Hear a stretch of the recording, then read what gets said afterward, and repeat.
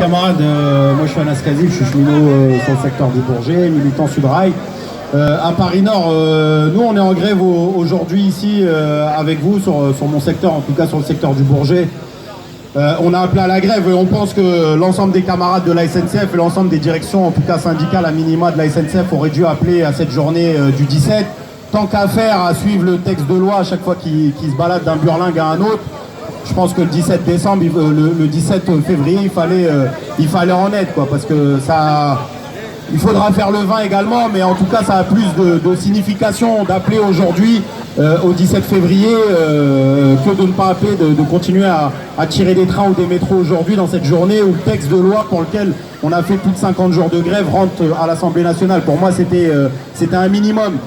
Maintenant, la réalité, c'est que pour nous, on considère que c'est pas avec des journées de 24 heures qu'on gagnera. Et quand on a fait plus de 50 jours de grève, enfin, il n'y a personne à qui on peut faire croire qu'avec des journées de 24 heures comme ça jusqu'à la Saint-Glingla, on va gagner, les camarades. Ça, faut se le dire. On a tous le même objectif dans la tête, c'est de retirer cette réforme des retraites. Et on sait que si on veut retirer cette réforme des retraites, il va nous falloir une grève de masse. Une grève de masse avec l'ensemble des secteurs, du privé comme du public, les camarades des raffineries, les camarades de l'énergie, les égoutiers, la SNCF, la RATP, les profs, la jeunesse, etc. etc. C'est nécessaire en réalité et on doit construire ce mouvement-là. On doit construire ce mouvement-là, sinon on se raconte des histoires.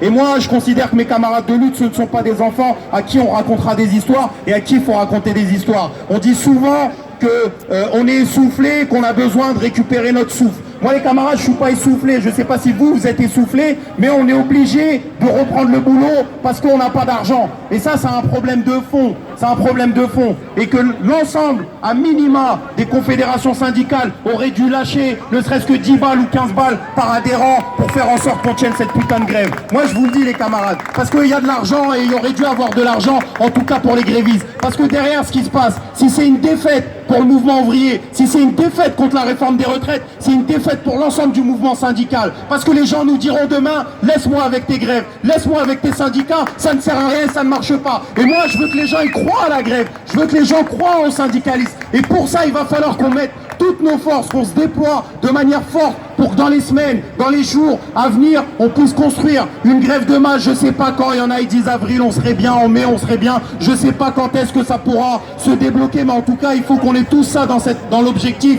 C'est de dire à l'ensemble des camarades, on n'a pas fait ça pour rien. Vous n'avez pas fait ça pour rien. Moi, il est hors de question que je regarde mes enfants. J'ai fait suffisamment de sacrifices pendant plus de 50 jours. J'ai pas vu mes gamins, j'ai pas profité de mes gamins. Noël, le jour de l'an, etc.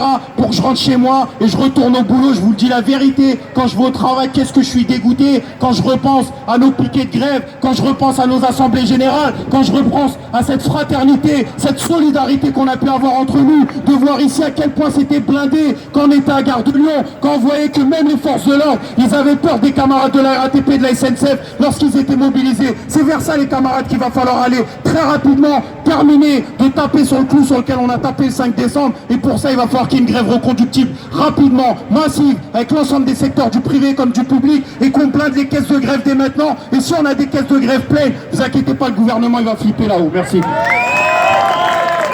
Bonjour Cyril, machiniste RATP, mon collègue Anas, il a entièrement raison. Et je vais même vous dire plus loin. Même les fournis ont compris que l'union faisait la force. Alors voilà, qu'est-ce qu'on attend? Françaises, Français, prolétariat, sous-prolétariat, on essaye de nous diviser. Eh ben, on est tous ensemble. C'est le même combat, tous ensemble. Voilà.